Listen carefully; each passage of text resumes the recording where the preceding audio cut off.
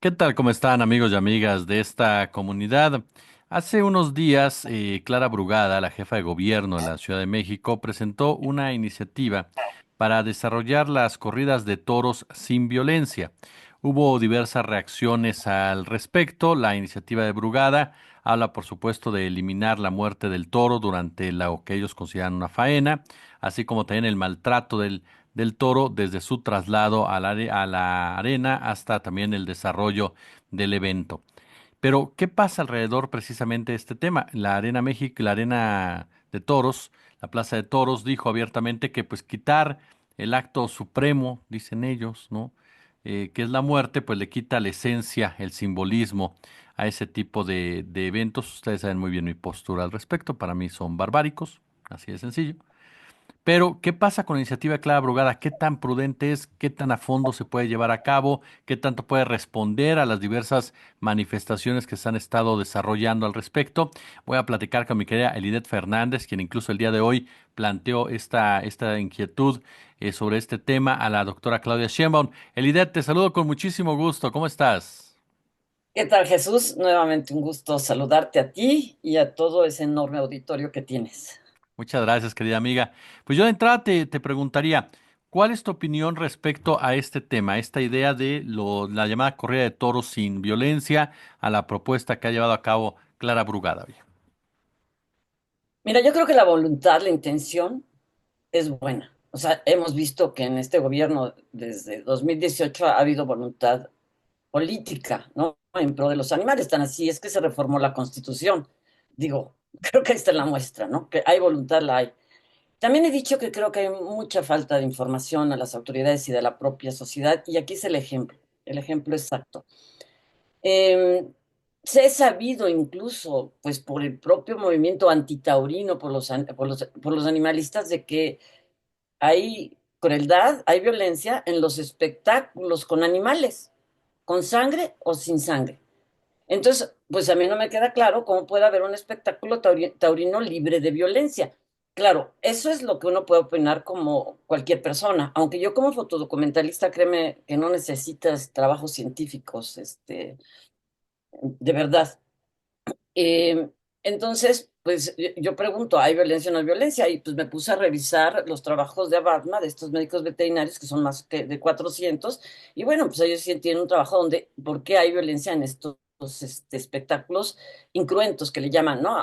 Como en Portugal.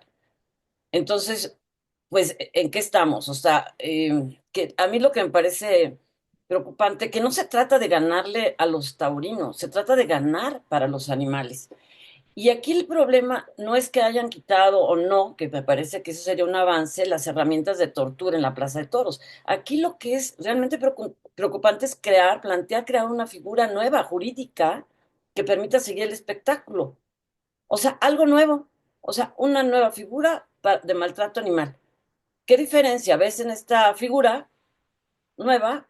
La charrería, el show con delfines, los propios circos con animales. Bueno, dígame cuál es la diferencia en este nuevo circo. Quiero decir que aquí también lo grave es que si tenemos el respaldo de la Constitución, hay que hacerla valer y no hacer creer lo que no es. Así lo creo, o sea, o tú dime, ya bajo esos argumentos, ¿hay violencia o no hay violencia? Ahora, dice la presidenta, bueno, también en la ciencia puede haber dos opiniones distintas. Bueno, pónganse a trabajar la ciencia y si resuelven que si hay sufrimiento, bueno, pues entonces que se llegue a la abolición.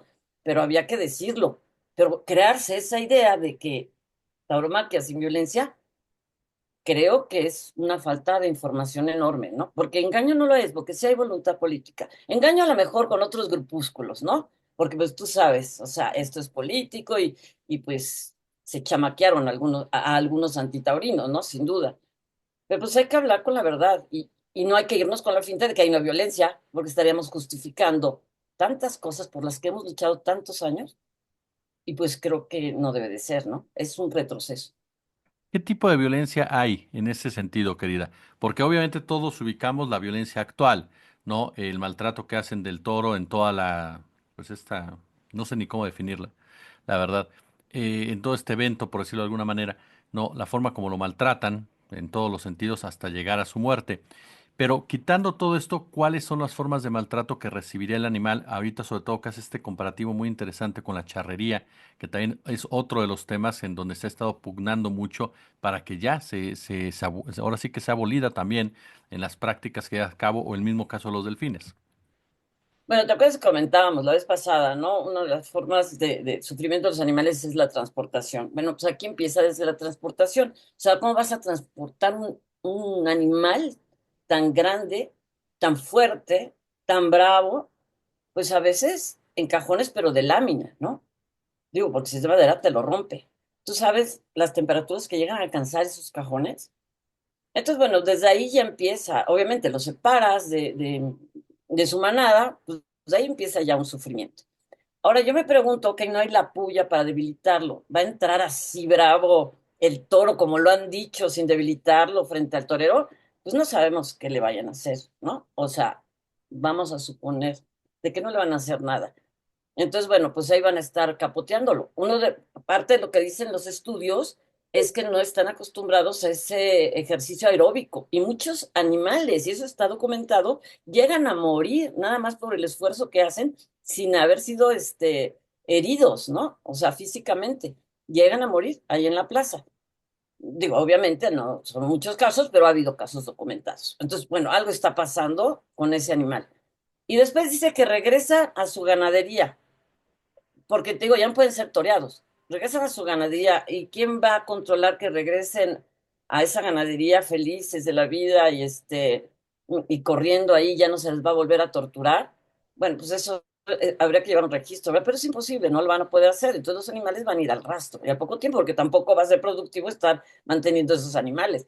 Y bueno, y esos grandes animales que decimos que no queremos que sufran, pues esperemos que al menos vayan a un rastro certificado, como comentábamos, porque ahora los certificados no saben ni siquiera sensibilizar a los animales. Entonces, en ese sentido, bueno, si un animal llega a morir nada más por el puro trabajo que le hacen hacer contra su naturaleza, sin que le hagan ninguna lesión o herida, pues algo está pasando, ¿no? Sí, o sea, que a final de cuentas, de una u otra forma, lo que pasa aquí es que falta entender realmente el daño que se le está haciendo al animal, que no es solamente, como lo decías al principio, al momento de las pullas o al momento de la agresión directa con sus espadas y demás, sino en realidad pasa en todo, absolutamente todo ese evento. Sí, claro, o sea, el uso con animales, hemos luchado muchísimos años, han luchado muchísima gente de poder mostrar y demostrar que un animal sufre cuando está fuera de su hábitat, cuando lo encerraron, toda nuestra lucha contra los zoológicos, contra los acuarios, contra el tráfico de vida silvestre, etcétera, pues si no los matas, entonces no sufren, no hay tanta violencia y resulta que se crea una nueva figura en el mismo sentido, pues es contradictorio. O sea, yo veo que esto en el imaginario colectivo es lo que hemos conseguido con tanto esfuerzo, la gente decir, ah, pues no era tanto así, no sufrían tanto, ¿no? Y pues sí sufren. O sea, un animal encerrado, yo tengo fotografías, no sé, has visto una de un primate tras las rejas, o sea, su cara de desesperación que me veía, sácame de aquí, ¿no? Tú sabes que me he enfocado más en la mirada. Bueno, pues es lo mismo, se sabe o han dicho, ¿verdad? Yo he leído que hasta los delfines se suicidan. O sea, viven pues, en una tina, bueno, no es su lugar, pero no los matan en público.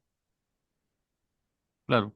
Oye, ¿crees que, por ejemplo, ahorita decías, hay voluntad política, se nota que hay la intención de solucionar esto de una u otra forma, pero también es cierto, y lo hemos denunciado, hay personajes como Pedro Aces que abiertamente aparte dijo que él no estaba a favor de ese tipo de modificaciones y que intentaba, recuerdo que él fue uno de los primeros que empezó a hablar de esta idea de la fiesta de toros sin violencia. Pero bueno, todos sabemos bien que Pedro Aces es un personaje vinculado a los intereses de la propia Plaza México y de aquellos que están relacionados con este evento. Eh, ¿Crees que ahí, por ejemplo, estén menguando estos personajes, estén metiendo ideas, conceptos, vendiéndolos, como dices, como una solución aparente, pero que en realidad pues no solucionan de fondo el problema ni atacan de fondo la problemática que es el maltrato en contra de los animales? Mira, para empezar estamos hablando que esto es nada más en la Ciudad de México. O sea, ya hay 5 estados donde está la abolición. Si crean esta nueva figura jurídica, pues va a ir a esos lugares donde ya está la evolución. Creo que aquí hay, evidentemente, pues, una situación política, ¿no? O sea, Pedro Aces siempre ha dicho que primero es taurino antes de político. Y además, pues tiene muchísimos intereses. Y también te comentaba la vez pasada que un perdedor negocia. Entonces dijo, bueno, ok, Ujú. vamos a negociar. Yo cedo esto, pero negocia con gente que a lo mejor tiene poco conocimiento. Y entonces se lo pinta muy bonito y pues evidentemente se creyeron el cuento, ¿no? Ahora, no quiere decir que no sea un avance. Es un avance en contra de la tauromaquia en la Ciudad de México, pero no es un avance para el concepto, para lo que queremos por los animales. Y eso es más grave, porque incluso es en la tauromaquia donde hay menos no, no crueldad, menos cantidad de animales que se torturan. Si tú pones ver la industria del consumo, ve cuántos animales, ¿no? De la fauna silvestre, cuántos toros son, finalmente. Pero claro, lo que pasa es que es el punto de la cúspide y es la crueldad legalizada. Y es lo más vistoso, o sea, poder abolir la tauromaquia va a derramar esa información, ese conocimiento de crueldad. Y eso es lo importante, pero quizás sea ahí donde menos animales hay que sufren esta crueldad en manos del ser humano. Es decir, esta propia ley va a provocar que esos animales sigan sufriendo, es decir, que se fortalezca el maltrato de los animales en otras actividades que ya por el momento, por supuesto, se pensó que se había avanzado en ciertos puntos. Pues tú dime, o sea,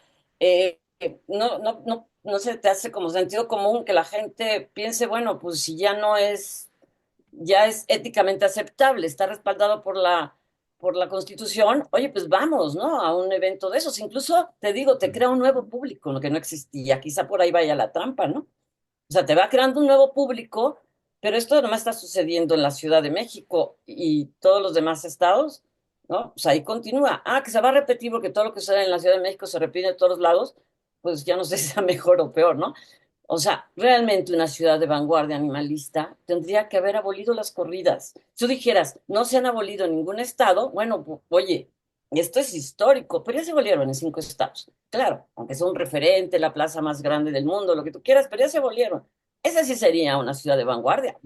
Ahí sí hubiera sido, realmente no se puede decir nada. Pero yo lo que pregunto, ¿por qué crear esa nueva figura jurídica? Se la pueden haber ahorrado. Quizá con eso dices, bueno, ¿no? O sea, podríamos decir, bueno, pues ya se van a desanimar, porque te voy a decir una cosa, o sea, para los taurinos no hay tauromaquia sin sangre. Sí. Ese es su esa es una realidad, esa es su molestia, ¿no? Porque nada más en la Ciudad de México van a seguir realizando la tauromaquia con sangre en los demás lugares. Pero esa sola imagen, eso de imaginarse que haya tauromaquia sin sangre es ir contra ese rito sacrificial que ellos manejan. Y entonces con los que se van a hacer venir, creo que no sé cuántos taurinos mañana, ¿no? Al Congreso.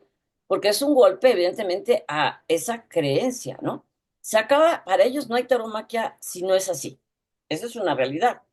Pero mientras se acabe esa tauromaquia o no en la Ciudad de México, se va creando otra figura de maltrato animal. Sí, totalmente, totalmente de acuerdo contigo, querida Elidet. ¿Qué viene en este proceso? ¿Se llevará a cabo algún tipo de acción en un momento dado para poder incluso discutirlo más a fondo con la propia Clara Brugada? ¿Cómo ves tú ese panorama? Mira, yo creo que al menos ya se puso en la mesa si se puede lograr no crear esa figura jurídica, entonces yo sí pensaría que hay mucho avance. O sea, lo mismo, sin esas herramientas de tortura, que sigan haciendo su taromaquia. Pero no debes de crear otra figura jurídica, ¿no? Eso, si se puede lograr y eso viene en un futuro cercano, bueno, pues por eso fue mi planteamiento, ¿no? Vamos a luchar para que no vaya a haber la creación de esa figura jurídica. O sea, eso es importante y para que escuchen también otros que a lo mejor ya dijeron, oye, qué padre, pues vamos a hacer eso, ¿no? Digan, no, pues ya no fue tan sencillo, ¿no? Me van a juzgar de que sí hay maltrato y es un poco de tener, insisto, esa nueva forma de maltrato. Sí, porque como bien señalas, habrá gente que de una u otra manera pues diga, pues ya no hay maltrato, ya no hay violencia, ya puedo ir a apreciarlo, ya puedo gastar ahí el dinero, lo mencionaba, se crea una especie de nueva, pues de nuevos aficionados, digámosle así, ¿no? Que de una u otra forma se justifican sin ponerse a dar, sin darse cuenta que estamos hablando de que sigue habiendo esa violencia y sobre todo sigue esa cultura, lamentablemente, no sé si definir la cultura, tú lo sabes mejor que yo, pero del maltrato al animal, de querer de una u otra manera, no justificar las agresiones a los animales sin entender que tendrían que tomarse decisiones drásticas al respecto. Sí, o sea, ¿cuál es la lucha de pronto? Es crear conciencia, ¿no? O sea, eso es lo más importante. Por eso para mí de los logros más grandes, el artículo de tercero, ¿no? De los planes de estudio en educación. O sea, es crear conciencia.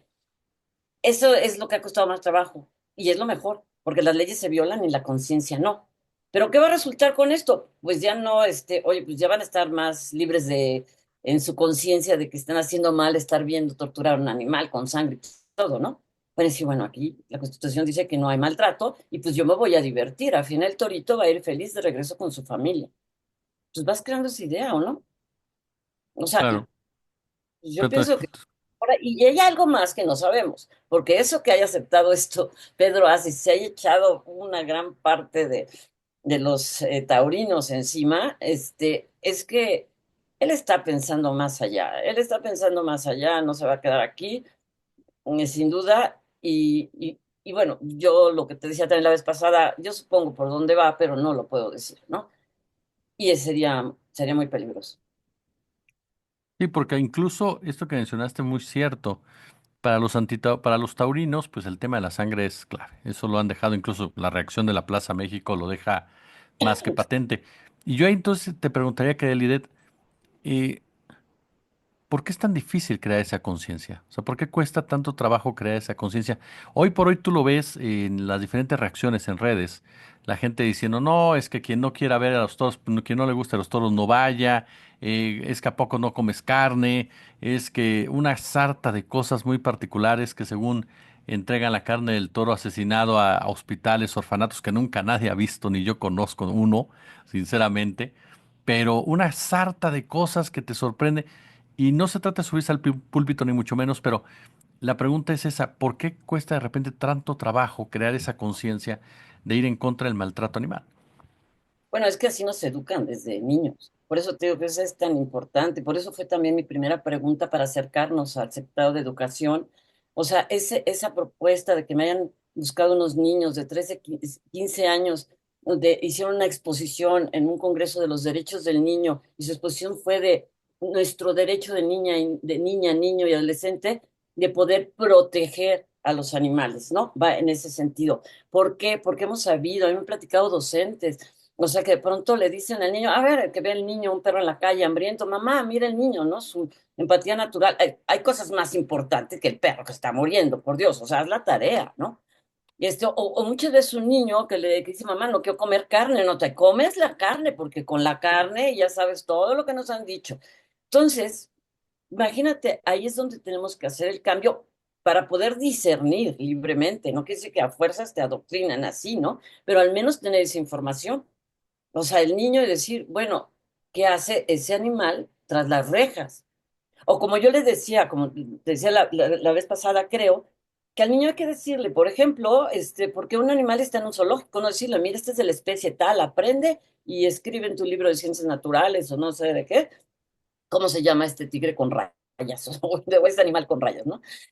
No, decirle este animal fue rescatado, no debería estar ahí, hay que cuidar su entorno, hay que gastar más en los hábitats, pero ya no puede regresar a su lugar de origen, ¿no? Hay que hablar con la verdad. Y por eso, imagínate, la gente que ha crecido, o sea, lo que nos han inculcado desde niños, que digo, tú lo habrás vivido, pues entonces es muy difícil crear esa conciencia. Y se ha logrado, ¿eh? Y se ha logrado. Y de pronto, pues, que siempre no fue así, ¿no? Sí, porque hay tú lo sabes, una manipulación muy fuerte, particularmente en el tema de los toros, por los vínculos de Televisa, por ejemplo, no durante años, que permitió crear incluso esta idea o este concepto de que te daba cierto estatus social o cultural a acudir a los toros, ¿no? Sí, eso fue una temporada y era así. Yo una vez fui, bueno, además fuimos creo que fue a una fiesta, ¿no? O sea, ni siquiera lo vi ni me acuerdo, pero sí, una vez fui porque iba todo el grupo ahí de amigos, o sea, cuando yo era muy joven, ¿no? Sí, eso era, ¿no? Iba toda la gente de la farándula, ahí te encontrabas con el político y todo, ¿no? Pero hay morales de la época. Yo entiendo que en ciertas épocas, bueno, volvemos a lo mismo, era lo que nos inculcaban, pero no había la información que existe ahora. Incluso ahora, taurinos, ya les da pena salir del closet. Ya no, o sea, gente que yo conocía que era taurina, ya no publica en las redes ni se siente orgulloso de haber ido a una corrida. Eso sí se ha logrado. Ahora, pues, obviamente están los taurinos empedernidos, la élite taurina, no los borrachos de cantina, ¿no? Que van a las corridas, pues para ellos son eso, rituales sacrificiales. O sea, ¿quién mantiene la tauromaquia? O sea, no hay una derrama económica que yo sepa, según estudios que he visto, tan grande como ellos dicen. La mantienen grupos de poder muy fuertes. ¿Quiénes son los grandes taurinos? Slim, Bayeres, Miguel Alemán, los Lores de Mola. O sea, chécate, ¿no? O sea, ¿cómo se puede mantener eso? Yo he ido a corridas en pueblitos donde traen gente de España y no sé cuántos toros y caballos y hay 300 personas viendo los toros, la corrida. Tú dime si eso hay derrama económica ahí, ¿no? Por eso di incluso la opción del santuario. Yo creo que les dejaría más. O sea, no puede decir que no hay otra opción. Y si lo hubiera, bueno, pues también el huachicol, ¿no? Daba de comer a las familias y el gobierno y este gobierno obrador se vio la obligación de separar a las familias de esa actividad perversa. O sea, ni hablar cuando se trata de que no hay otra opción en ese caso. Pero en el caso aquí sí hay opciones.